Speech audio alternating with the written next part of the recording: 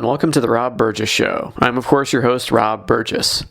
On this, our 238th episode, our returning guest is Ash Burgess. You first heard Ash Burgess on over 30 previous episodes. For a complete list, check the show notes. Ash Burgess has a dusty degree in religious studies and an appetite for both high and low culture. She strives to celebrate the best of every season with her young children. Follow her on Instagram at Ash Burgess, all one word, and subscribe to her YouTube channel. And now on to the show. Welcome back to the Rob Burgess Show, Ash Burgess. I'm back. Yes, you are. We're not alone. We have a very sleepy but kind of talkative friend with us. Yes, we do. We've even... Have I been on since we made a new friend? Oh, yeah, we talked about him. I guess when he was a new one, that time's kind of a blur for me. Yeah. No, but you've been on since then. Yeah, he's a much more substantial friend than he was previously. He's probably like doubled in size. Oh, definitely. But we have a lot to talk about. Yes, we do. Are we splitting this into 2 episodes? Let's just see where the wind takes us. What did you want to talk about first? Well, we just finished watching a very riveting but very disturbing...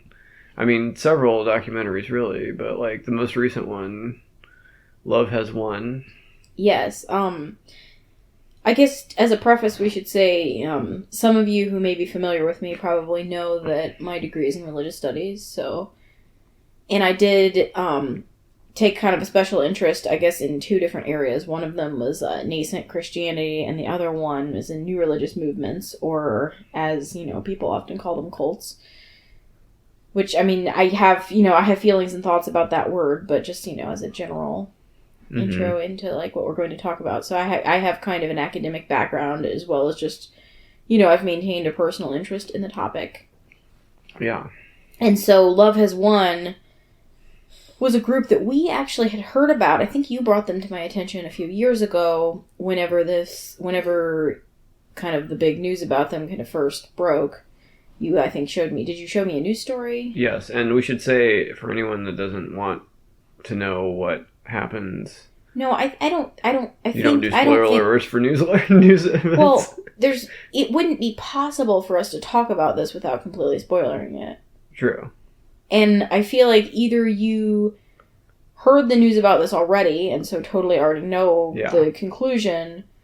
Or this is the first time you've heard about this, and just, get ready to find out. Yeah, I guess you may as well know what happened in the end. But, like, I knew the ending, obviously, and I had shown you the news story before I knew much else about the prologue to this. So. Well, it was interesting to me because when you showed me that story about them, that was about kind of the end, although I guess apparently the group's not really over. But basically the end of them was also the first time I'd ever heard of them, and... I hadn't heard anything else about them since until we saw this documentary, so I feel like maybe a lot of people didn't know about them. It's not something that I've heard anybody, like, mention between the time that the news story first broke and then now. When the documentary's out, I'm sure people will be discussing it more. Yes. So, for people that don't know, a woman named Amy Carlson... also known as, I mean, she has a lot of names, as she said. God, Mother Love God, I think, maybe. Or I don't know if it was Mother Love. It was like Mother of all. No, sorry, Mother Love Bone was a grunge band. Sorry. That was a different thing. I think she was just Mother God or Mother of all creation God. Yes. Like she was basically just God, I think. God. She was fine with just being called God. Well, I emphasized the mother part for reasons that I'm sure we'll Oh, sure. I think the mother aspect was very important to who she was, but I think the real notable features about this group are that it was a seemingly... I didn't get a clear number on who exactly was in the group, but the actual physical group members, it wasn't a huge group. At the peak, I think I read that it was between 25 and 40. Yeah, like enough people that you could all be kind of like squatting in a house together.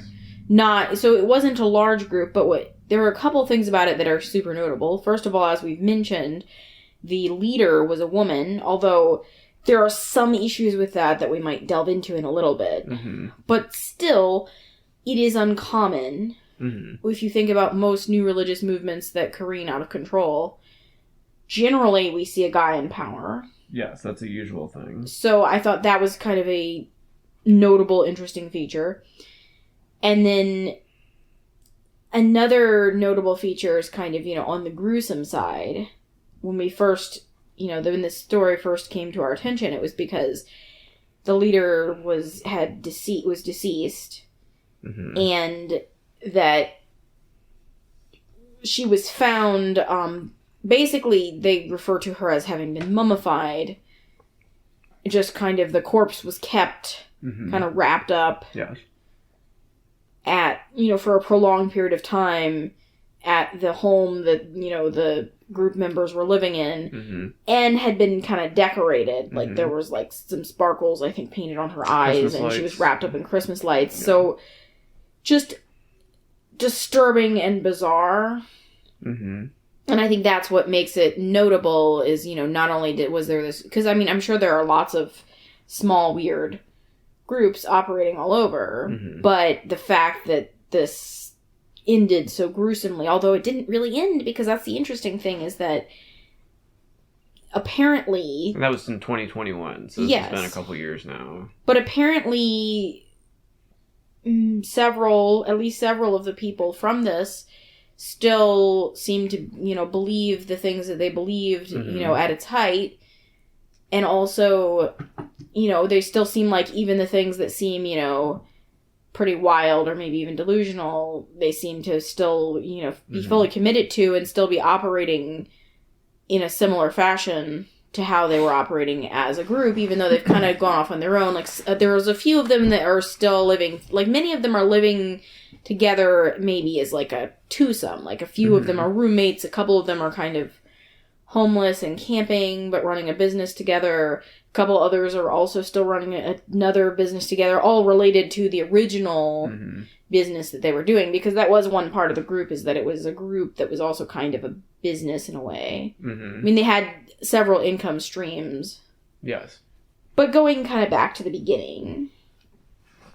Well, yeah, a woman named Amy Carlson. She works in McDonald's. She's a restaurant manager. She seems to quickly be rising. In the company. Yeah, she's gaining more and more responsibility. She has several children, I think, from different relationships she's no longer, I believe, in any of those relationships. Her mother she likes to party. Yes, her mother also had her when she was very young. Yes, her mother had her when she was very young also, and there were also kind of a backstory of, like, some unhappiness in her childhood having to do with, like, parental struggles and relationships and things. But bringing us to a point where, she's this young mother. She seems like she's doing well in a kind of a very, socially acceptable way as far as, mm-hmm. Rising the ranks in McDonald's. And she likes to go out and party a lot. But that mm-hmm. doesn't seem that unusual, given that she had her kids pretty young. And she's, like, a very conventionally attractive mm-hmm. kind of person. But then she does ecstasy. Mm-hmm. And something happens. Because... she was maybe a little woo-woo before this, but, like... She goes from just whatever she had going on to...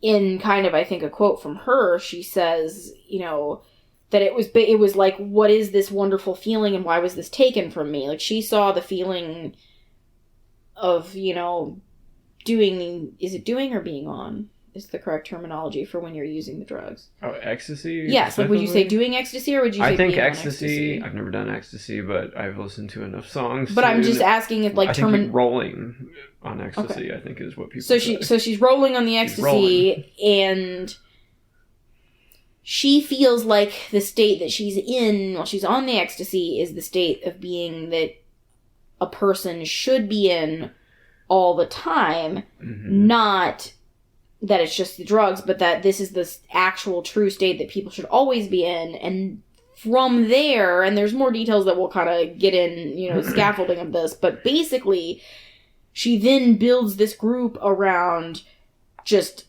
being super high and drunk all the time. Mm-hmm. Seems to be the main tenet of their group. But it's completely shrouded in very, like, kind of crunchy, new agey thoughts. So it's sort of like, just, people are drinking and they're, I assume, doing a lot more ecstasy, and, like, people are doing meth and just, I think, a lot of drugs and a lot of alcohol. That seems to be the core of it, is just to be high or, inebriated all the time. But it's all wrapped up in this sort of larger story that she has crafted and sold to the people that are in the group about how she is in fact God. Yes, which is interesting because I don't know ecstasy to be a drug that encourages grandeur, I guess. And I was confused too, because there are other... That sounds like more like cocaine or something, or meth even. And there are other tales that I have heard of people who've done other drugs where something happened and they had some really weird experience. Psychotic break or something. Yes. Maybe. Yes, like a psychotic break. But I thought that was more maybe even like... Maybe someone does acid and they have a psychotic break or something. But I just mean the whole thing about I am God. Like, yes, that does seem like a very cocaine type of thing. Yeah, people being coked out and saying things like that. We only have the narrative that, we have what she said about her experiences and what she related to other people. We don't really know. Mm-hmm. Maybe she was doing several drugs at once. Sure. Why are we just thinking just the one? It's just in her telling of the story, it was ecstasy. We don't know if there were other things involved. But anyway, we know that later she was doing a lot of different things. Doing anything. Including, drinking very heavily. Oh my god. But so she is Mother God. And then she develops a kind of narrative that mostly seems to be kind of a salad of various crunchy ideas. She kind of starts to build it just from kind of ideas that she's maybe gathering and piecing together on the internet, it seems. And these are all ideas that are, these are the kind of ideas that I've heard all of these ideas before. I don't think you've heard all these ideas before. I feel like I have. Robin Williams? Okay, yes, I stand corrected. All of the general ideas of, like, she's in contact with some kind of powerful, godlike, alien-like beings that she calls the Galactics. I have heard a very similar story before, not only in, anecdotally about other people that are having kind of intense, growth experiences, but also just in my actual life, in, having met a lot of interesting people. I've known real people that were having a very similar story, like we're in contact with these powerful alien type of things that are giving us important information. The special detail about her story is that Robin Williams, as well as a cast of various other celebrities, mostly dead, but one notably alive. Yeah, we'll get to that. Are these galactic beings, which I also, one detail that I really didn't understand is, so she is saying that she is God, yet it seems that she is taking direction from these, that she calls them the Galactics. But I wasn't clear on, does that mean that the Galactics exist outside of Earth and are more powerful than the God of Earth, and she's just the God of Earth? Why does she need the Galactics if she's God? Why, yeah, but that was not explained. But anyway, going back to what her narrative. I'm sure there's a very long YouTube video where she explains this. Oh, I'm sure, because when we'll talk about the role of social media here, getting into it too. But so first of all, she seems to kind of be piecing together this just salad of new agey ideas based on things she finds on the internet. But then she finds this older man who, they kind of talk a little bit on the internet, and they agree a lot about, maybe some of the things about the aliens and some other things about consciousness and, various new age ideas that they're both kind of vibing on together. And so she goes to be with him, I think in a physical romantic sense. And this seems like one of these stories where you would think maybe he's using her because it's like this older guy and he's kind of lured this younger woman on the internet. But it actually kind of ends up seeming almost a little bit the other way, in the sense that he had some wild ideas, but I think he was pretty benign. Mm-hmm. He was just kind of excited to be with her in, like, his trailer. Mm-hmm. She seems to have just kind of gathered more ideas from him and kind of honed her story, and then springboarded from him to another guy. Mm-hmm. And the next guy that she goes to is... So the first guy that she was with is really kind of more about forming, you know... He really teaches her about all these pre-existing kind of crunchy, new agey, like, conspiracy type of ideas. But then this second guy that she leaves the first guy for is the money guy. Like, he more teaches her about, like, how to, like, use the internet to make money off of, like, being kind of an internet guru or developing an internet following. So that's sort of what she uses him for. And it is notable to say that, you know, each of these guys, when she's with them, she declares publicly to her followers or, you know, whoever that she's speaking to. Yes, whoever's listening, she declares that they are Father God. But Father God definitely has a inferior role to Mother God. Like, Father God is kind of a supporting cast member, as evidenced by the fact that she, as Mother God, seems like whenever it suits her needs, kind of sweeps one Father God to the side, and there doesn't seem to be a big announcement when she's sweeping away Father God, but there seems to be, like, just a new rollout of the next one. So, you know, first we have the kind of older guy who kind of helps her perfect her ideas. Then she brings in, and that guy, you know, he should actually be happy. He's the only Father God that really actually escapes the group, because he just kind of, she just kind of leaves him, and he's just kind of still in his trailer having his ideas on the internet or whatever. But next we got Money Guy. Yes. She's with him for a while, but he never really leaves. He kind of gets shuffled off from the position of Father God, and he gets kind of shuffled off from the position of being her, I think, physical partner. Mm-hmm. But he's still hanging around and still very, very much the money person, and that, of course, comes to be important later. Mm-hmm. But in place of him, then she kind of brings in this sort of very young guy that I feel like, I guess, for lack of, you know, a better word, we could call him the arm candy. And it's weird because in interviews with him... The trophy god. Yes. Although in interviews with him, it's weird because it's like he says he wasn't really attracted to her. He was just kind of in service to her doing what she wanted. So it's very bizarre. Mm-hmm. And then he seems to be quickly replaced, though, by this other guy who seems to be very emotionally attached to her, and you do really feel for him when he is replaced by the final Father God. Boss. The final Father God, who many of the group members actually blame for her ultimate demise. Which, based on the video and audio evidence, I think we definitely have a case. He definitely had a role to play.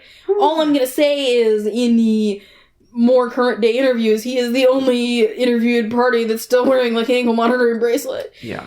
But wearing some furniture on his ankle for sure. But the second to last Father God also stays in the group, as well as the arm candy guy stays there, just kind of... Only that first old guy is not with them by the end. So we got Money Guy, we got Boy Toy, and then we have the second to last Father God, who she names Father Multiverse. Which is... It's kind of like a sad second string position where it's almost like in an alternate universe, you're actual Father God, but I've decided to go with this other guy. Afterthought God. Yes.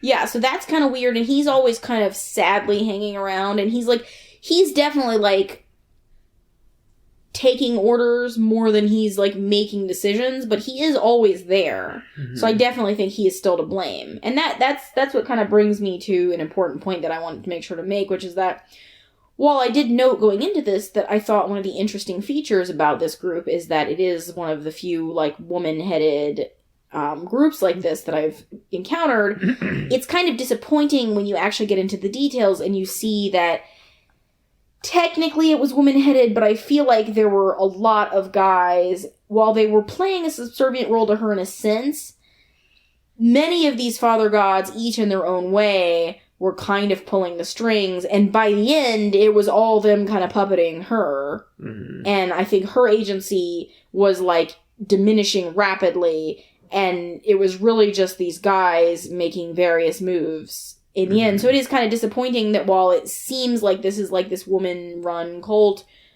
really... It really, you know, it was more complicated than that. And that's just something I wanted to be sure to note. Mm-hmm. Well, she definitely put them in position to do that, though, and they do draw the correlation between all these various father gods, and especially the last one, and her previous relationships before she ever got Yes, because they know that, you know, she was in some bad relationships where some people treated her badly. And she's, like, drawn to people that, like, don't treat her very well, or maybe use her in some way. The thing is, I feel like of all of her partners, I think Father Multiverse probably didn't really mistreat her that... He didn't mistreat her worse than... I mean, to be fair, I think all of the people in this group mistreated her. And they're all culpable. I mean, she also mistreated them. I mean, like, you know, I think I've heard it said, you know, about cults that it's... I think we actually heard this in a different documentary that we wanted to talk about later, but this is, you know, even beyond that, I think just true. By the end in these groups, everyone is a perpetrator and a victim. Because it's, I mean, basically a multi-level marketing scheme. You're making middle management out of people that are, like, believers and, like, bringing people in and, like... Right.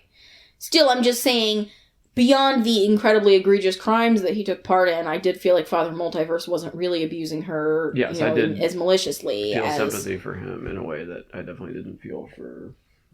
Financial guy was bleeding her financially, and... the final, ultimate big boss, Father God, was just like a roided out meth head. Yes. With just like a lot of problems. Like even the other group members seemed really really scared of him and said some things indicating that they basically blame him for her death, which is not fair because a lot of them were also very, very responsible.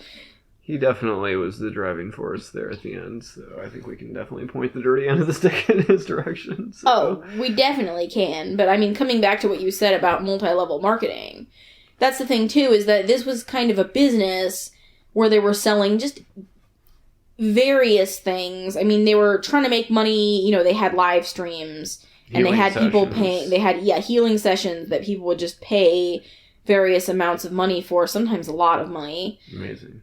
And then they also were just selling just kind of boxes of junk. I mean, you're just like a candle and like a random crystal that's supposedly chosen specially for you and like whatever that were also like way overpriced. So they're making money that way. People are donating. And then also their big kind of product that they were actually producing for a while was colloidal silver. Oh my. Which turned out to be a mistake. Talk about getting high on your own supply there. Woo. Well, that was, I mean, the ultimate demise, of course, was that Mother God was having a lot of substance abuse issues. I mean, she was drinking heavily to the point of becoming an alcoholic. She was simultaneously having a lot of food issues. And sleeping. Yeah, well, I mean, she said that she was slowly overcoming the need to eat or sleep, but also, I mean... In the autopsy, they did say that, you know, one of the factors of her death was anorexia, along with alcoholism, and then kind of the third part of that three-legged table was the colloidal silver, which she was consuming in incredibly large quantities. Which I had not really heard of colloidal silver all that much before this, but apparently you had, because it's like a known. It's a known crunchy thing. It's. The same people that are trying to sell you essential oils might also suggest that you use a little colloidal silver for some like various concerns that you might have. And that's where this comes in, where it's like, I'm not trying to persecute everyone that has used colloidal silver, even though it seems like the evidence for its effectiveness is thin. It also seems like using a very small quantity is probably not going to hurt you. Yeah, but she was drinking large amounts of it just every day. chugging it. I think to a certain extent in the hopes of compensating for, like, I think that even like, though... I can drink as long as I have my colloidal silver. Yes, it's like, it's kind of a bargaining where it's like, I can be an alcoholic, although she had relabeled the alcohol as her medicine, along with all the other drugs that she was doing. Yeah, as many alcoholics I'm sure would. But I think she hoped to counteract the way that she, on some level, knew it was hurting her body by maybe matching the amount of alcohol with colloidal silver, or, it seemed like she was taking in a lot of the colloidal silver, and claiming, of course, that Robin Williams was guiding her into how much she needed to take in. Since you brought up our dear departed friend Robin Williams, who was unfairly maligned at many points during this documentary. I felt bad because there were a lot of, celebrities and artists and things that she mentioned who are deceased. One of the Galactics mentioned. Maybe one of the main Galactics. It seemed that he was the main. Okay, here, another weird feature, sidebar. Another weird feature of this group is that although I guess this aligns them with a lot of other crunchy groups that I've scraped up against, is that, and I'm sorry I'm using the word crunchy pejoratively, I think I'm very crunchy in some ways, but I also just feel like my red flag meter is like pretty like on par, I'm not gonna be, I've seen behind the curtain, I'm not gonna be taken by any of these groups. But their commitment to kind of crafty like art projects, like the vision board, the collage, a lot of like, just like they in the end wrapped her in Christmas lights and put sparkles in her eyelids, which is like disturbing, but like in such a tacky way. There's a lot of like just like poorly drawn rainbow colored like murals, and like, so going back to how I thought of that is that there's a collage that they've made of all the various celebrities that are the members of the Galactics, and Robin Williams was at the very top of the kind of pyramid-like... It was a kind of a pyramid-like collage of the celebrities, and he seemed like he was at the top, and he was frequently mentioned as being the one directly talking to her and giving her instructions, which I felt bad because it's like, how hurtful if you are like an actual friend or family member or loved one of Robin Williams to have his image used in this way. I mean, I guess if your friend or loved one's a celebrity, I'm sure weird stuff like this happens. It just seems deeply hurtful to me, and I felt like it was kind of upsetting. Yes. But weirdly, the one live member of the collage, which I have so many questions that will never be answered. But this both does and doesn't make sense to me. Yes. Are you gonna say it? So on the vision board collage, I believe in between John Lennon and Tupac Shakur was Donald Trump. And it both does and doesn't make sense to me because I think there is a faction of people. It's the people. It's the whole horseshoe theory. It's like you go so far one way that you come out the other side. Right. There are people that you would think wouldn't be excited about some of the things that Trump has done or said due to other things that they have, done or said or seem to believe, but who seem to think that he's somehow secretly here to help us or something. And this group was very, very much into that. And in fact, at one point in it, one of the group members, and that's the interesting thing too, is that we can talk about what these people actually did and said because they created a lot of video footage of themselves. Yes. There was a lot of raw material to supplement this documentary. So in one video, one of the people talking was actually like excitedly talking about how they hoped that soon Donald Trump was going to come in his airplane to like pick up Mother God, because she at a point where she was like needing to go to like the spaceships or whatever. They were like, "Come on, Trumpity Trump, just get into your plane and come pick her up." And it was like very like so like in believing and familiar and casual and just very weird. Yes. But like I said, also weirdly believable.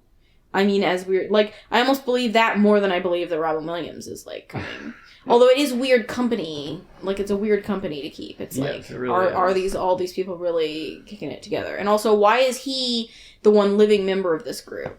Well, I think going back to what we were saying about them rolling many different theories together into one salad or whatever, I definitely saw, especially near the end, a real QAnon bent in their, belief system, I guess, and I'm sure that figures into the galactic conclusion of living person Donald Trump. And I definitely feel like one other interesting feature of this group is the fact that it was happening at a time when, the internet is so vibrant and it was such a part of how the group played out. Had this group occurred 20 years in the past or more, or even, even less recently than that, or even more recently than that, but not quite as recently as it did, I imagine they would have had to recruit people in person.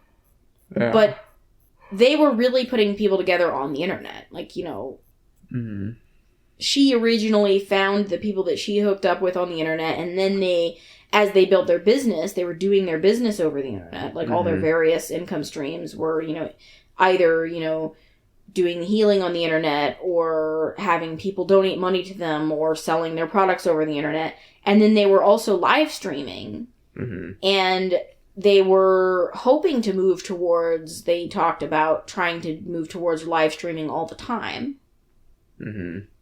Although, I think they even noted, like some of the group members even noted that, interestingly, or maybe, not surprisingly, they didn't say not that part about it not being surprisingly, I'm just adding that as my own commentary, but somehow the more time of the day that they spent live streaming, actually, the more terribly things were going in reality in their group.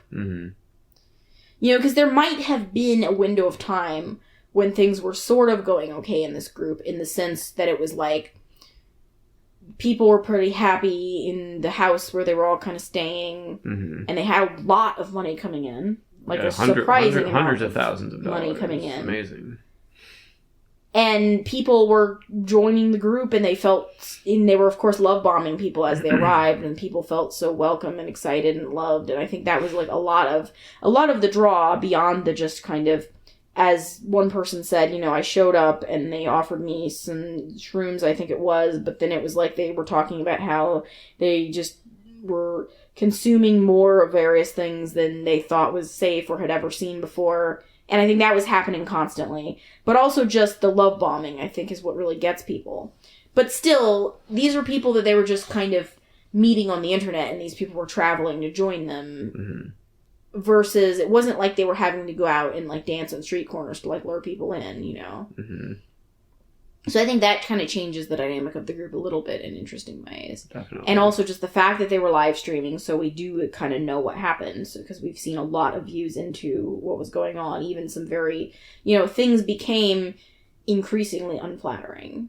Like when they were shivering and apparently displeased Mother God, and Robin Williams told her to take their space heaters in punishment. Yes, well, and it was so these things where, like I said, she and then the group at large kind of love bombed people originally to bring them into the group, but then things definitely turned ugly. And so, yes, like you mentioned, we got to a point where it's like she was becoming, and also as she, I think, was deteriorating physically, because she's drinking more and more heavily, and she is becoming very angry with people and starting to do things like taking away their heaters because Robin Williams is mad, and like various things like that. But for some reason, people are just not leaving. They're just clinging to her harder than ever. Yeah. And she's deteriorating. She begins to deteriorate really rapidly. Like, it goes from her being this kind of, like, pretty, like, attractive-looking woman to just over the course of a few years, like, she has, like, sores and boils, and she begins to, like, lose her mobility, and her skin is turning weird, and her teeth are, like, cracking. Yeah. Which, I mean, is obviously because of all the things that she's putting into her body, but it is just, like, startling. And of course and there's of course an explanation. It's always interesting to me how, and this kind of drew a parallel to me for with like L. Ron Hubbard, how you have kind of the leader of the group who's making a lot of claims about how we can transcend physical ailments. Like, not only do we have technologies, or we have medicines, or we have, this, that, or the other thing, or spiritualities, or whatever, that we can transcend physical ailments. If you're sick, it's your fault because you're not, doing the spirituality right, or there's something wrong with you, or you have embedded whatever, there's always a narrative like that. Yet the leader themselves is, like, completely falling apart. And of course we see that again, but of course there's an explanation, which in her case is that she's taking on the pain of all humanity, and it's really humanity's fault because I think the pain is also here because not enough people have accepted the fact that she's God. And so because of that... So she wouldn't be in pain if more people accepted that she was God. That seemed to be what she implied angrily. Why does this cause her pain to... I don't know, but she seemed to be very angrily implying. Why does God need other people to accept them to, like, feel less pain? That was not explained. Okay. I did You're know... the wrong person, I guess, to ask another feature... I mean, it's a very Jesus-like idea that I'm now in pain and going to suffer and sacrifice myself. I have to take on the pain of all humanity. It's like if Jesus was a real asshole and was like... Yes, like if he nailed himself onto the cross, and then angrily berated, and then angrily berated the crowd for like not believing him. You're and making me do this. And also, like, yeah. Why have you betrayed me, not God? You. Yes, like that's very much what she's doing. Yes, it's a very twisted version of the Jesus stories. And I don't think we've mentioned anything about the dimensions here too. And this is another idea that she just kind of like appropriated for her own thing. But it's like. We live in a state of illusion or delusion, and we live in just the third dimension. And so they derisively refer to things as being 3D. Like we live in 3D world right now. This podcast is being recorded and I'm sure listened to in 3D world. But she, in her state of inebriation, and also the Galactics, and this is what she's trying but failing to wake the world at large up to, live in 5D. What about 4D? Did they skip 4D was not mentioned in her. I did not hear 4D spoken of at all. It's so far beyond 3D that it couldn't just be 4D.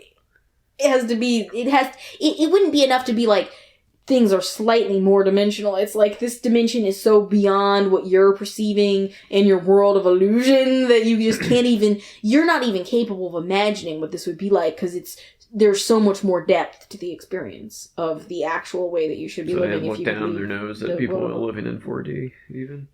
I mean, I'm just saying that 4D, it's like you've skipped over it because it's just like... It's a buffer D. Right? Nobody's even stopping there. We're going to 5D. But it is kind of sad, too. I mean, it's like... She built this group, and obviously she was deeply in the wrong, and, you know, it's very terrible for everyone in the group. It's also sad to watch her then just completely fall apart, and these people can't take her to, like, a 3D hospital. No. So instead they're just, like, pouring alcohol down her throat, and like colloidal silver. Yeah, and pouring colloidal silver down her throat, and they're saying that the colloidal silver is just the doctors don't want you to know about colloidal silver because then Big Pharma would go out of business, and they'll try to tell you that if you have too much colloidal silver, you're tone blue, but that's totally false.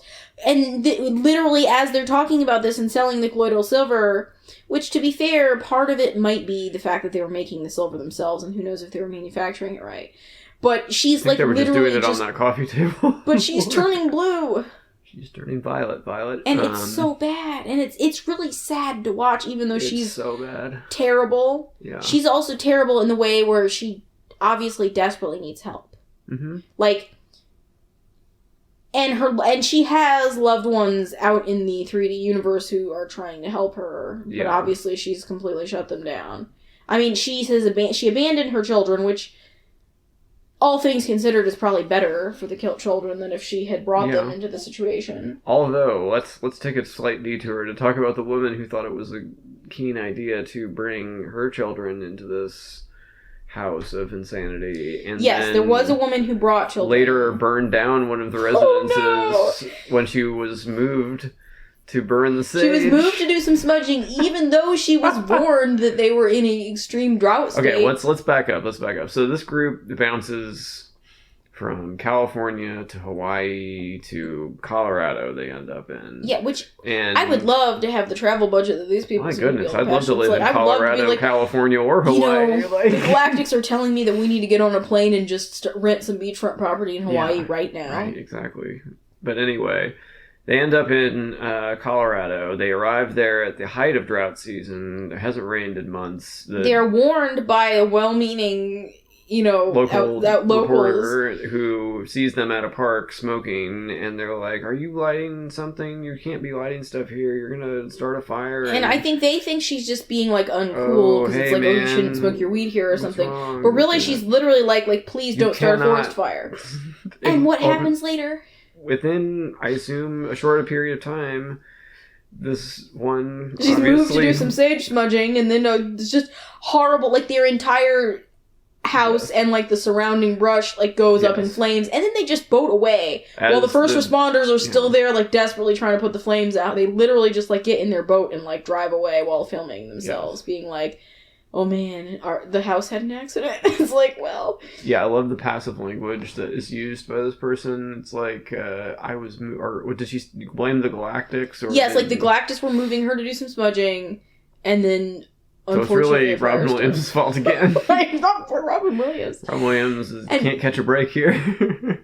But the thing I actually thought you were going to say when you brought up the fact that it's like this woman that calls herself mother, and let's talk about the sage smudging woman, because she had brought her kids to this, but although eventually, fortunately, her parents came and picked them up or something. Yeah, thank goodness. I actually thought you were going to say the nerve of the original woman to call herself totally abandon her 3 actual children and then call herself Mother God and take on all these other people that are now like her quote-unquote children. Mm-hmm. Like, that's kind of messed up. Pretty galling, yeah. And to, like, presume to call yourself the mother of all when you can't even, like, be expected to take care of the actual people you have mothered, but whatever. Although, ultimately, I mean, maybe those people were better off without her, and maybe the most generous interpretation is that maybe she knew that it would be safer for her children not to come with her on this journey. So, yeah. And I mean, ultimately, it probably was. But it didn't have to go down like that. But I really don't think this could have existed without the internet. No, I mean, they were their income stream was all internet. Mm-hmm. Like, this group would have just been some broke weirdos in like a house or something. I mean, like you mentioned, Charles Manson had to send his like women out into like the actual crowds in San Francisco and like lure them back to like the desert. Right. Like it took footwork, like people had to like get their hands dirty. Yeah, and, like other groups, it's like like other groups before the internet, it's like. Or you had to, like, meet someone and invite them to come to your church, and then they'd have to come for several weeks, and then you invite them to, like, a picnic, and then you're like, hey, do you want to come play music with us afterwards? But it's like, P.S., it's a trap, and, like, but now this is more just, like, you find the people that already are looking to join something like your group, and then just lure them in. Mm-hmm. I mean, there was an Australian woman, and just, there were people from all over that got ensnared in this. Yes.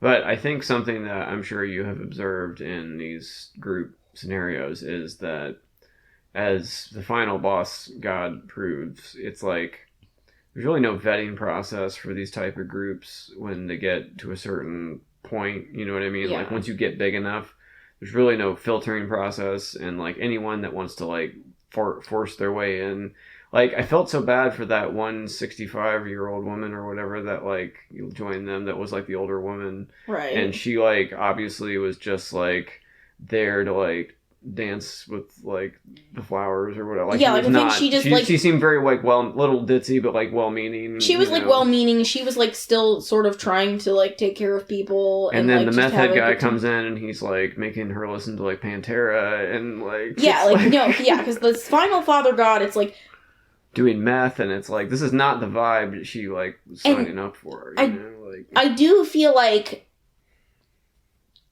Mother God's like God selection process, like they each served a role, and so like the first few were utilitarian, but then towards the end I think maybe she just thought that guy was hot or something.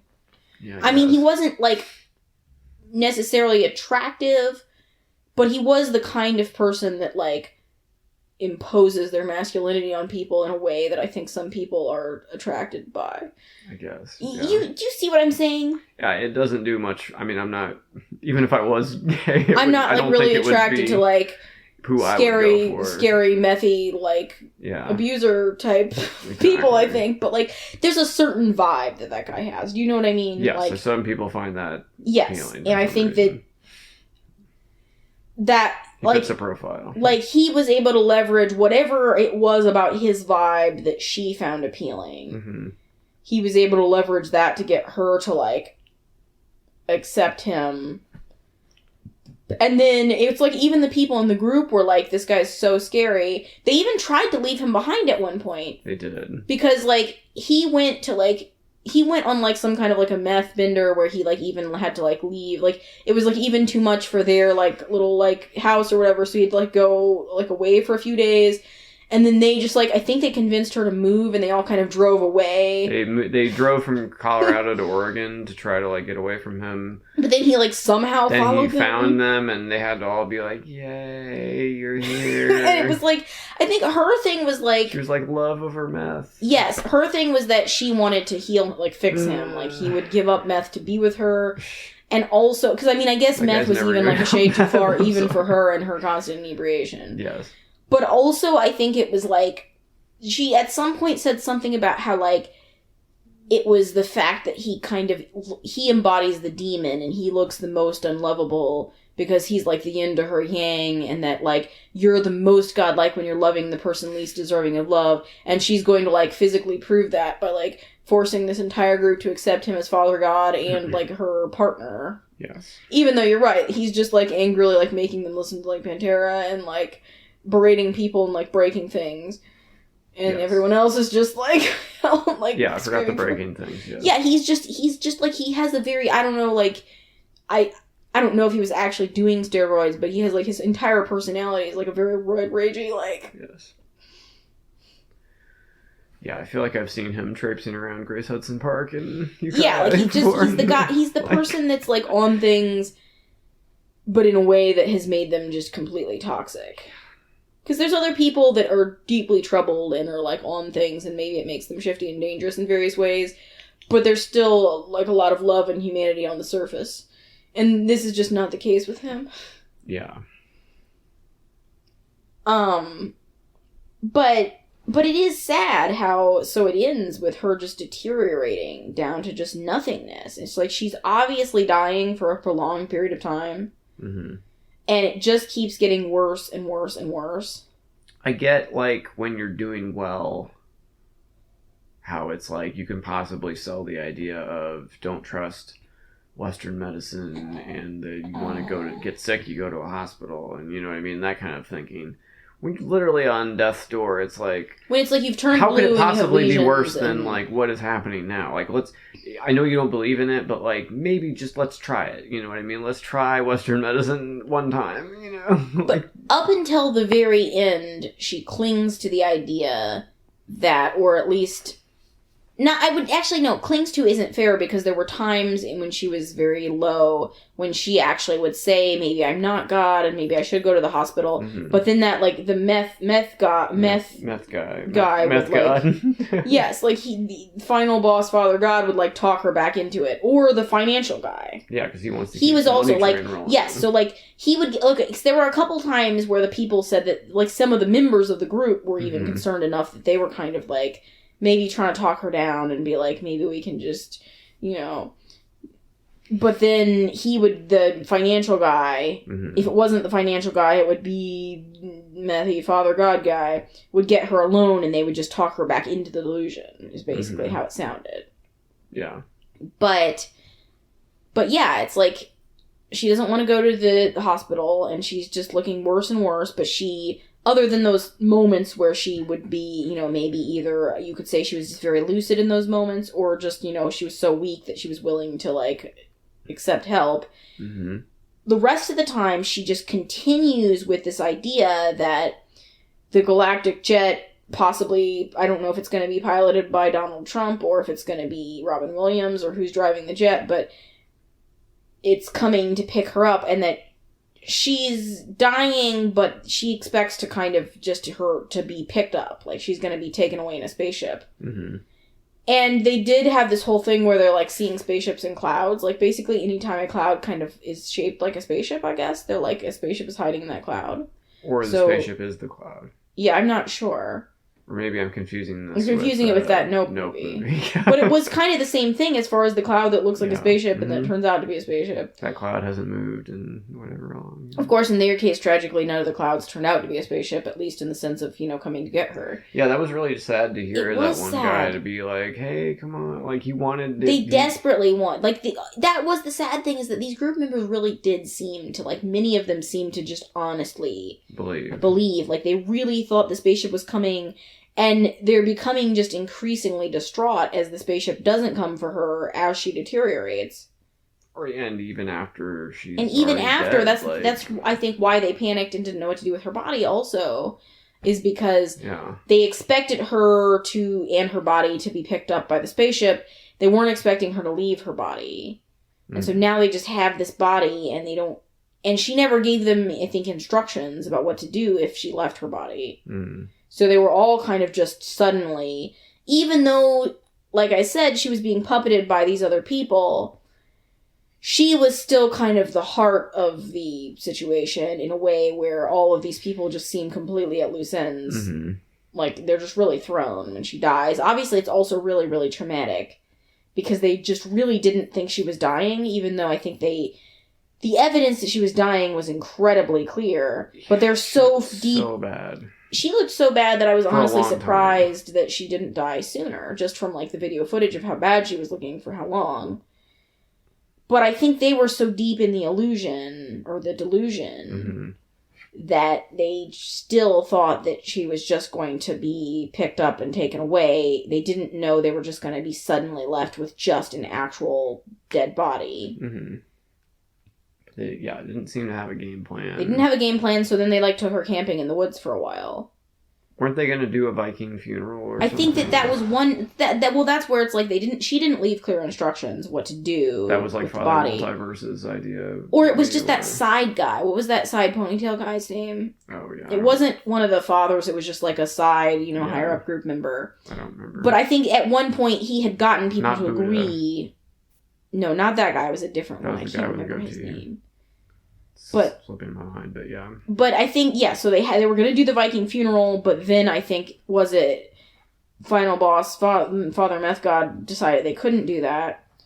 So then instead they just like drove the body after camping in the woods for like a couple weeks with the body. They then drove it across several states, just like back to the main house. And the real impetus for him wanting to drive back was because he discovered that financial ex-Father God was draining the account. They had like $300,000+ in the bank, and they discovered that financial guy who'd been left behind was like just draining it.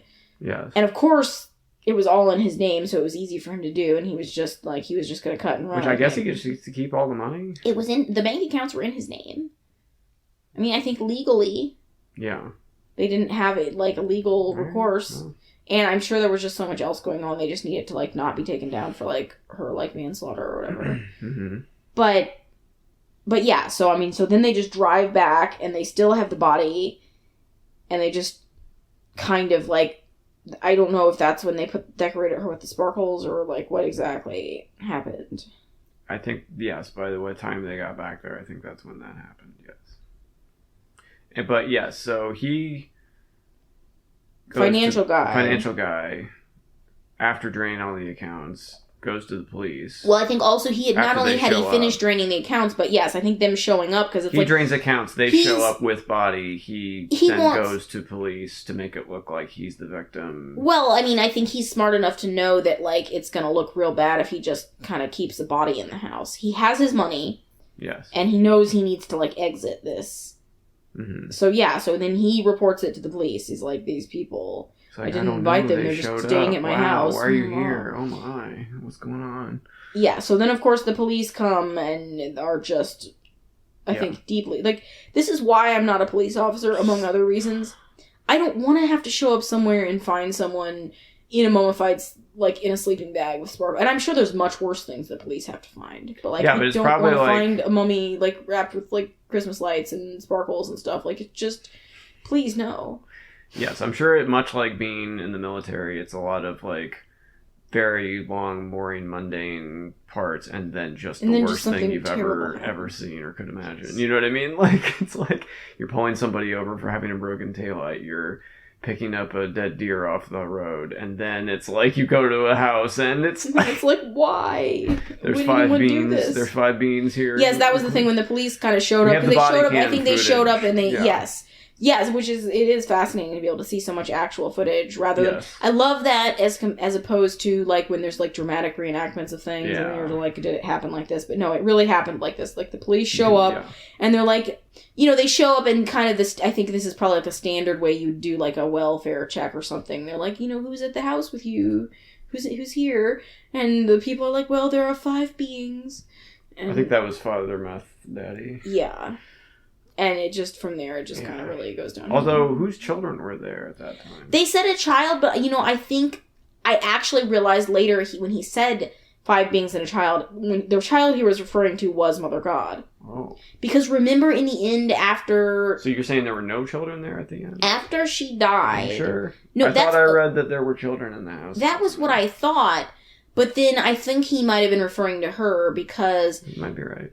Well, because the children that I originally thought were there had been picked up already. I was and thinking then, maybe these were different children. That's what I was thinking too, but the reason I started to think it might have actually been Mother God is that after she died, remember he said she turned back into a child? I thought that was just like a poetic... But then I thought back to when the police showed up and he was like, there's 5 beings and a child, then he was like, they were like, where are they? And he was like, she's in the back room. So I think he was just referring to her as the child, and the 5 beings were just the living people. Either way, just as a police officer, I feel like that would be a real low moment. Yes. Just for humanity in general. Just real sad and terrible. Brought you to this lowly state.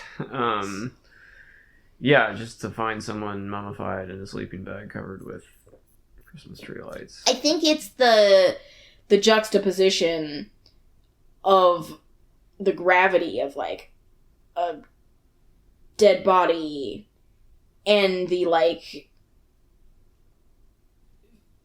general good feelings and merriment and color that we have from Christmas lights and, like, the kind of casual lightheartedness of sparkles that's so disturbing to have those things combined. But they're part of their whole, like, thing about... If you want, like, remember how they're doing the live stream and they're like, you want to say that she died, whatever, she ascended, deal with it. Yeah, well, that's the other thing. It's like these people are still going. Like, there are members of this group right now that are still believing this was true. Like, they still, like, they can't bring themselves to just be like, I thought this was going to happen, and it had to have been horrific. Of course. To be, like, thinking that this was going to happen and then she just actually dies. But they're still just like, they're like, it didn't happen the way we thought it would. No, it didn't. But we refused to, like, say that she died because she ascended just in a slightly surprising way that looked more like death than we thought it would. Yeah, and they're still like, she accomplished so much. And it's like, what did she accomplish? Like, that's the other thing. They're like, she completed her mission. What was the mission? To die in writhing in pain. If that was the mission, you completed the mission, I guess. To... I guess make some people aware of her and the things that she believed through the live stream, and also now through this, you know, people finding out about, like, the documentary and stuff? Question mark? Well, I mean, one thing we haven't even... There's so much to talk about with these people, because there's so much. But, like, they at one point near the end appear on Dr. Phil. And I feel like... At first, it was a not success for everyone. No, it was it was one of these things where no one got what they wanted out of the situation, and it was awful. I mean, but I dislike Dr. Phil anyway. Yeah. Dr. Phil is just complete garbage TV. Well, you know, a side conversation we could have is how much Oprah is to blame for some of the ghouls that we have to deal with, like Dr. Oz and Dr. Phil and Oprah needs to, like, stop. Dr. Drew and, like, Oprah all needs these, to stop, like, promoting people. Yeah. She just needs to, like, quietly live with her money. Exactly. But anyway, yeah, so her Earth family, we haven't even gotten to this, but, like, her... I feel like this is problematic because we had, like, 3 documentaries we wanted to talk about, and I feel like this entire We're never going to get through... We're going to have to do, like, a part 2 just about, like, the other, like, related... I can't even... There is just... there's a never-ending amount of things to say about this particular thing. There's so much. But as you were saying, the Dr. Phil thing was just a complete waste of everyone's time. Okay, so Earth family of, and she calls her original family Earth family, just for clarification. So her Earth family, her mother, and I don't know if her children are involved in this. I think her children were minors still. I think it was just her mother and her sister. Yeah, so her mother and her sister are contacted by Dr. Phil. Dr. Phil. And because her mother and her sister had been on the internet trying to network with other people who had loved ones that were in this group, and just, they wanted to help her. They told her that she could come home and, like, they would try to help her get well. But she was obviously, like, totally disinterested in that and just said that they were, like, betrayers of, like, the Galactic Mission or whatever. So many Judases, so little time. But, so they go on Dr. Phil, and I think this goes back to what I was saying with, when I started watching this documentary, I was like, wow, they got a lot of these people on camera. How did they, like, convince all these people to talk about this just embarrassing, horrific experience that you couldn't waterboard this information out of me. Like, I would never admit to, like, being a part of this, like, ever. But going back to the Dr. Phil thing, she agrees to be on Dr. Phil because I don't think these people view any publicity as bad publicity. Yeah, there's like more people will hear about. Well, it goes back to their live streaming. It's just they want everything full transparency. They want hopefully as many people can see as much. Yes, because I mean they showed things on the live stream that were like, you wouldn't want. This is not good advertising for your group. No. But it's like any amount of anyone seeing anything to them was like a win. Yeah, well, if we can get one more person roped in. It looked bad on Dr. Phil. I think the family was hoping that Dr. Phil would offer her, like, because sometimes I think when Dr. Phil was first starting, he would, like, offer people, like, he would pay for them to go to rehab or something. He's there for the freak show. Oh, I know, but they were hoping that he was going to, like, offer her, to take her to rehab or something that would be, like, enough of a carrot for her if she secretly wanted help to go for it. But he didn't, of course. And it was just a complete, like, the group looked bad, and the parents were, and the families and the loved ones were completely dissatisfied and saddened, and it was just awful. Yeah. Just terrible. Yeah, the worst. So, nobody got what they wanted out of the Dr. Phil experience. She's, like, only 6 months away from her demise, so she's not looking good at all. Yeah, like, she looks bad. I don't think she was actually at the Dr. Phil studio. I think she was just video conferencing. I think only, like, her mom was the only one that actually was at the studio. I think the other people were all just, like, video, like, zooming in or whatever. Yeah. Phew. Goodness gracious. Anyway. Oh, so, what else I was going to say is that there is a counter group of concerned family members, as there often is with these. There's always a website of concerned family members, like, on the side. Which I guess if we wanted to, like, segue into our discussion of the Twin Flames documentary that we also just got done watching. Yes, it's exactly the same thing where there's a side, so-and-so exposed. It's usually run by a couple moms and maybe some sisters and, like, some other family members that are, like, trying to gather evidence, because it's the thing that's so sad. One of the many things that's so sad is when you see the family members of someone that's been taken by a group like this, and how impotent they are in their attempts to, for example, when you know that someone is basically dying slowly, and you've, like, called the police, but the police can't really do anything because this is an adult who's there voluntarily.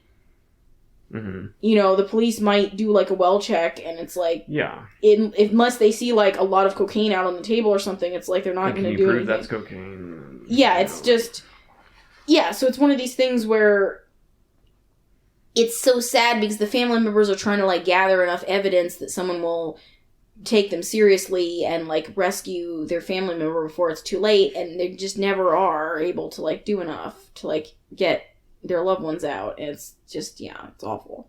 Yeah.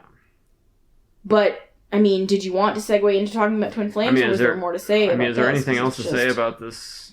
I don't know. I mean, just, there's a lot to unravel, but there is more to unravel, but I think we can. I think we hit the main points. Let's go into Twin Flames. This is a good entry point, and I think related in another way also.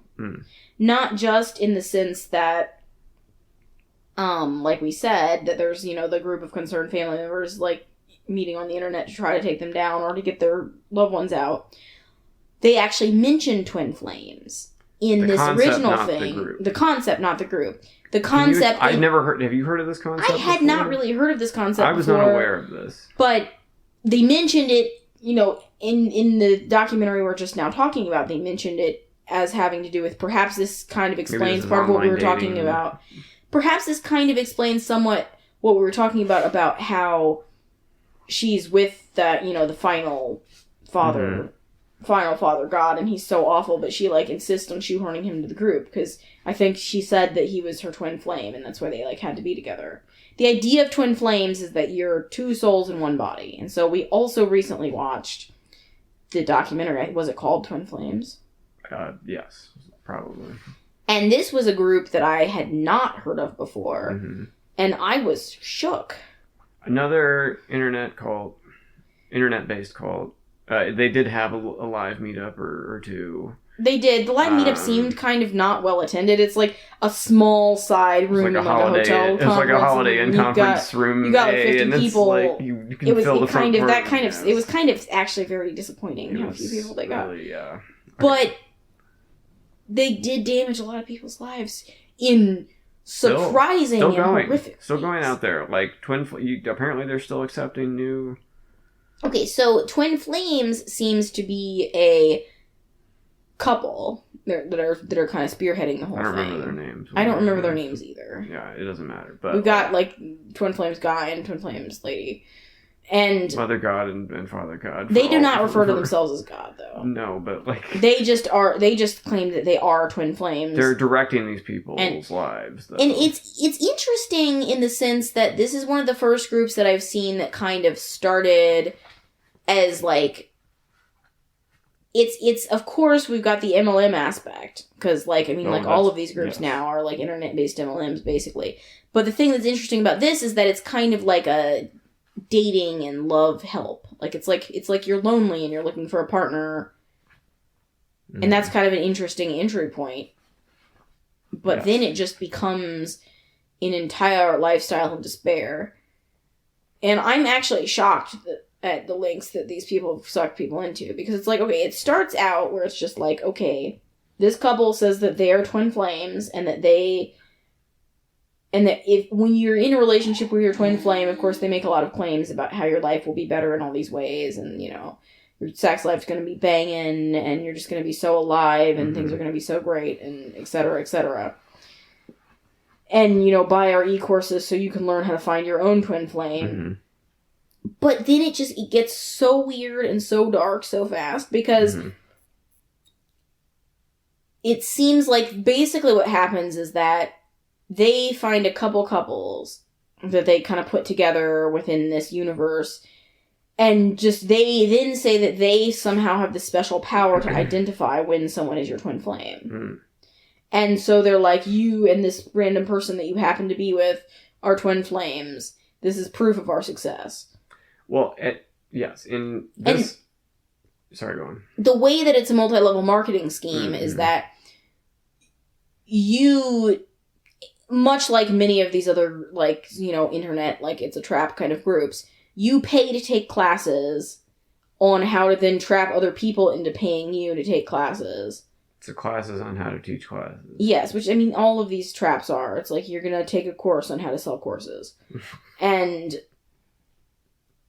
But in this case, the very specific kind of courses that you're selling are about how to find your twin flame. But if everyone's teaching courses, who will buy the course?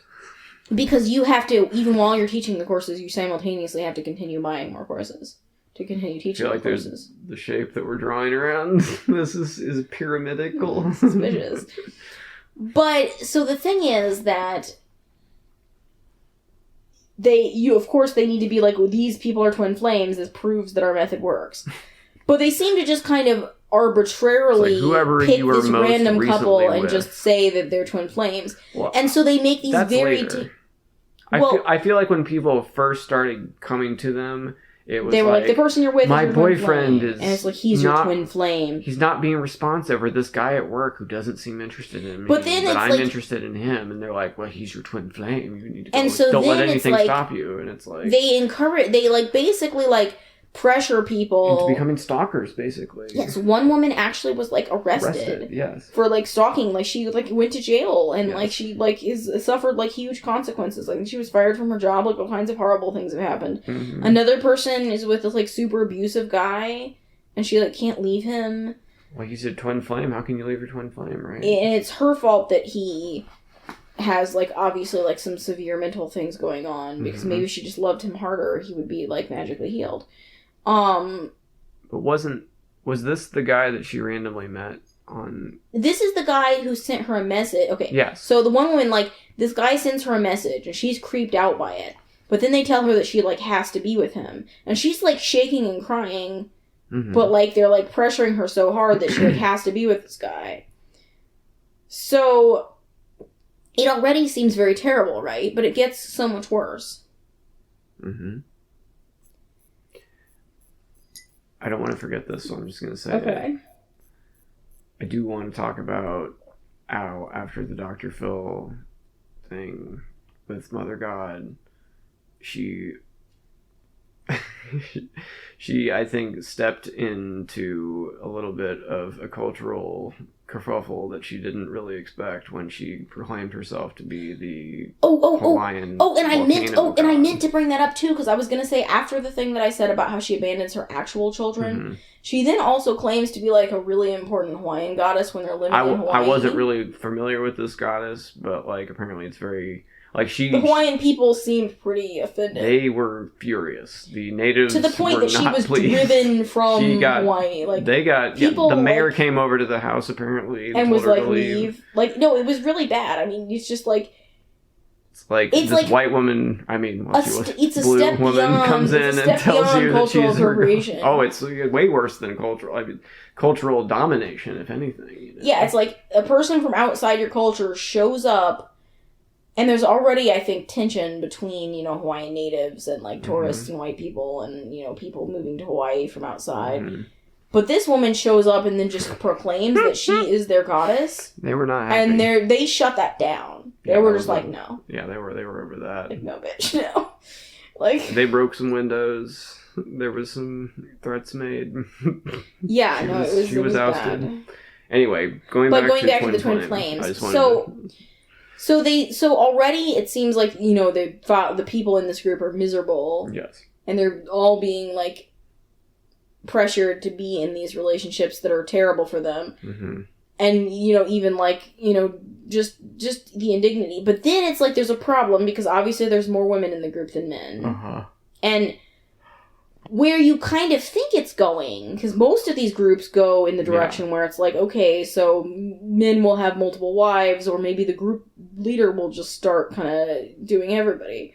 That's not what happens at all. I didn't see this one coming. I didn't either. Instead, the group leaders say that they're now going to just start sensing the masculine and feminine people, and they...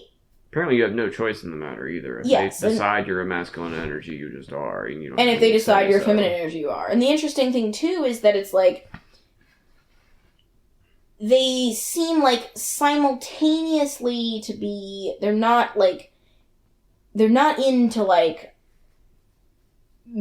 masculine, or feminine relationships. Because each relationship, according to them, has to have a masculine and feminine.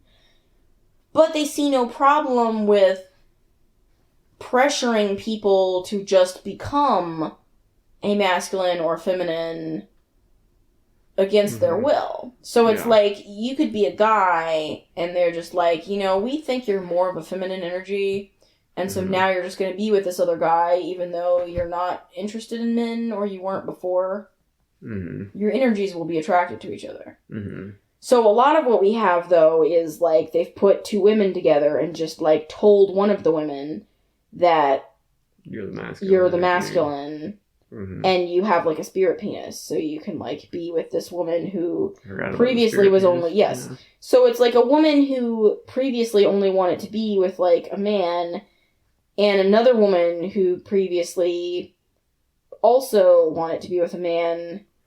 But it's like, now you have to be together, and we're going to take it a step further and start pressuring you to, like, make physical changes, like I guess the spirit penis isn't enough because now they're, like, pressuring people to, like, actually have, like, physical surgeries to align themselves with whichever, you know, masculine or feminine energy they've been assigned. So, I mean, there are people having, like, surgeries that it's, like, serious. Like, you know, if you actually aren't transgender and your, like, weird group that you're in has, like, pressured you to, like, have, like, you know, operations and take pills and things to, like, it gets so weird and so unexpectedly. Yeah. Yeah. It's just so bad. And it's bad for, like, actual trans people, too. It's terrible for actual trans people. Like, this is exactly what people imagine is going on with every trans person. But I did appreciate the documentary had an actual they brought in some trans, like, journalist who was commenting on the situation to kind of shed light on it from that angle and be like,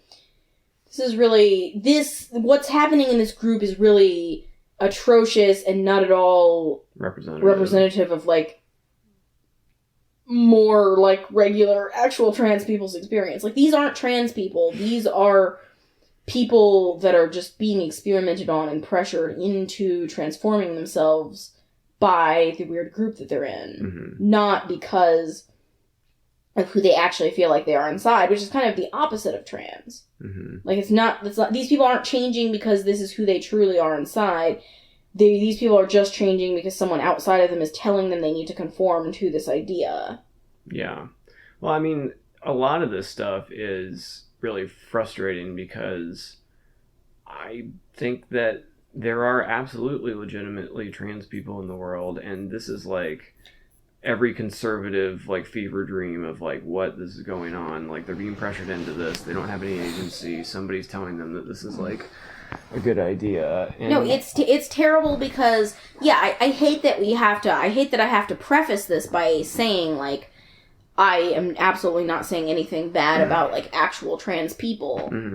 But I want to make that clear, obviously, that I'm not saying, like, oh, it's so terrible, this, like, group is, like, has all these trans people. It's not about that.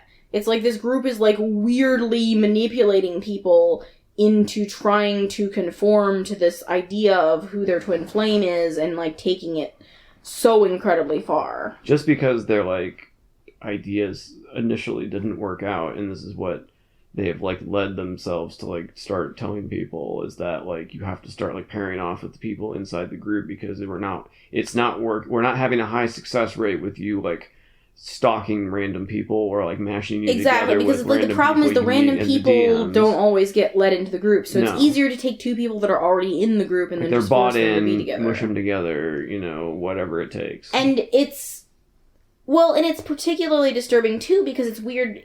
It's weird because it's like, yes, they're making all these people be trans, but they obviously aren't really accepting of, like, a spectrum of sexuality because, I mean, obviously they're not just being like, hey, two lesbians can be twin flames or, like, these two guys can be twin flames. Like, you have to be masculine and you have to conform to this weird idea of the masculine and the feminine coming together. Yeah. But in, like, this extreme and, like, forced way. Yes. And, yeah. And then the group members decide that, like, not the group members, the group leaders decide that they're going to have a baby. Yeah. But the baby is going to be... They're having IVF, but they claim that they're having the IVF. And once again, we have lots of actual footage because these people have, like, made a bunch of, like, internet videos and stuff. Well, and also there was, like, a hard drive that was... secreted away at some point by a disgruntled group member who wasn't being paid for their services. Or whatever. That's when we get to, like, the intergroup, like, espionage and everything, where people are, like, hiding, like, files and stuff. And, like, every, like, Zoom call has been, like, documented, so... But, so the group leaders decide they're going to have a baby, and they claim their baby is going to be their third flame, which is a concept that they've never mentioned before. They've just made this up. Yeah. Not only, she's going to be the third flame, but they also say that she's going to be celibate, which means that, like, I guess they are saying that maybe partially because they want to make it clear that they're not going to, like, sexually abuse her, but also it's super weird and abusive in the sense that it's like she doesn't even as an adult get to ever have a romantic relationship. Yeah. Question mark? Well, so you can annex a fourth flame onto your grafted onto your tri-flames. I don't know. And it starts to get weird, too, because it's like, now it's, I don't know, it's sort of implied that there's this whole other, like, spiritual aspect to the entire situation that, like, I just don't even understand. And what is even happening, you know? Yeah, it's amazing how these people can just pull things out of thin air whenever it suits them. And it's like, I'm getting I'm just getting a new message here. A third flame, yes, a third flame. Right. I never mentioned this before, But they also, like, news. Some of the disgruntled X group members also seemed to think that maybe they also had the baby as kind of like a distraction. Kind of like when you have, like, a failing marriage and you decide to have an emergency, like, Band-Aid baby. I feel like they maybe were, like, having this baby as a distraction from the fact that, like, some aspects of their group were imploding. Like, you know, the one woman had been arrested for stalking and there were some other problems going on. So it's like, hey, group members, this exciting thing is happening. We're having a baby. Also, they started building a compound. Mm-hmm. And they're like, we're all going to be moving to the compound. But meanwhile, unlike the Love Has Won group that we were just talking about, many of these group members were, like, leaving. Mm-hmm. So, I mean, that's a big difference there, is that, like, with Love Has Won, we have a smaller group, but everyone just kind of seems to still be in it. Mm-hmm. With this group, while they are still going strong and the group leaders have not died, or been arrested, still, like, many of the people that were once pretty high up in the group have, like, fled in the night. Like, they've just, like, driven away and been like, this has been a huge mistake. I think the difference is that what Love Has Won is selling isn't exactly the same as what this Twin Flame group is selling. Like, For sure. Like, I think the thing that I think makes them not as sticky is that they are promising something in the name. Like, you're going to find your twin flame. Mm-hmm. Like, you are going to find the person you are meant to be with. Right. And it's like, if you don't, then it's like, well, what am I doing here? Or if they tell you that you have, but then it's like, the person that's supposedly your twin flame is, like, spousally raping you, and you hate them, and you're like, you know, this has been a big sham, I think I'll escape in the night. Like, which is, like, literally what happens to, like, some of the group members. Whereas, like, what is Love Has Won really promising other than that this woman's going to be ascended in a spaceship with Robin Williams and Donald Trump? Like, you can kind of just morph that into whatever. I mean, they still have, like, murals of her that they're, like, still, like, worshiping in front of her. They paid the place that makes the blanket into, like, a giant photo blanket to make a giant photo blanket of her, and, like... Yeah, when they're not making the, like, t-shirts for the people in 90 Day Fiancé, they're, like, pumping out this, like, giant mural for them to be in front of. But, yeah. So, yeah, like... I feel like there was some financial crimes that there were hinted at by the Twin Flames. Yeah, I think that was the other thing. There were financial crimes, but they haven't been taken away as of yet, and I think they're still going because they were like, we deny all these charges. Yeah, so I don't even remember the exact details. Yeah, it's been a little while since. It's just like a general embezzlement, I think. I definitely saw some, I don't know, shady business dealings being alluded to anyway, but yeah. I mean, it's a giant pyramid scheme. Yeah. Well, but just with this, like, weird side element of, like, all the weird stuff that they're doing to the people inside the group. Well, and then they, like, to further the MLM aspect, they try to, like, prop up these people that they forced into these sham marriages as, like, advertisements for their method to, like, try to rope new people in. That's where I think their group crumbles, though, is because, like, the fact that they pair people up does put them in a position where the people that have been paired up together, you then have someone to talk to. Whereas I think in Love Has Won, we don't really get much information about the relationships of the people beyond, you know, Mother God. She has all her, you know, God, I wanted to know more about that aspect, and they didn't really get into that. I don't know if the other people have, you know, their own, you know, personal, like, romantic relationships. Are they allowed to?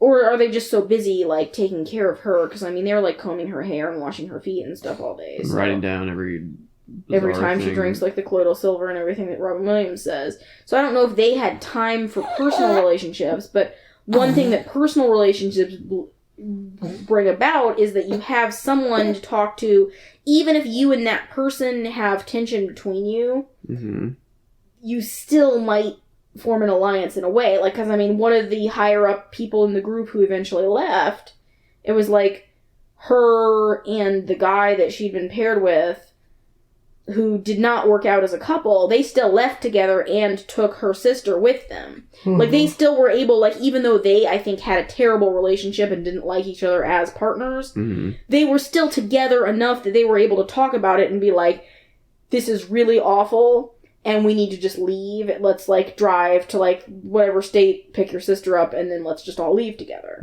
But it's, like, I think the fact that they were paired up, that was the downfall of the group in the sense that, like, when you create, like, tiny alliances, the people in the tiny alliance might leave together or, like, talk to each other. And when you have that sounding board who understands what you're going through, like, even if it's, like, you're not really twin flames and your relationship as, like, a couple's not great, you still might be like, you know, we can both agree that this is terrible, let's drive away in the night, you know? Whereas I don't think that they have that, maybe, in, you know, Love Has Won. It's like, everyone's just kind of subservient to Mother God, and that's it. Yeah, it's not like you're your own kind of little alliance where you could talk to each other and be like, you know what, this is awful, let's just, like, get out of here. Although I did think it was interesting that, like, in the end, the people from Love Has Won mostly ended up in, like, weird little pairings. Because, surprisingly, Ultimate Big Boss, Father God, and Father Multiverse are, like, living together. You know, that kind of shocked me. That is, I guess, the kind of the opposite, too, of the Twin Flames, in the sense that the couples from the Twin Flames maybe leave together, but then, like, immediately break up and go their separate ways and try to, like, heal on their own. Whereas the people from Love Has Won have just kind of left, you know, or they've been left by, you know, their leader, but they're kind of left behind in these, like, weird little couples that they've formed. Like, they're, like, living together or working together or, like, whatever. So they've, like, actually formed their own couples, not necessarily romantically, but, like, in some sense. Versus the other people that are all, like, even, like, the woman and her sister, like, from that group that I was talking about, where, like, the woman and her partner leave together and they get her sister out and they leave. She and her sister even, like, have it, like, basically are, like, estranged now, because, like, they're just, like, too many horrible things have happened for them to, like, even spend time with each other. You're part of the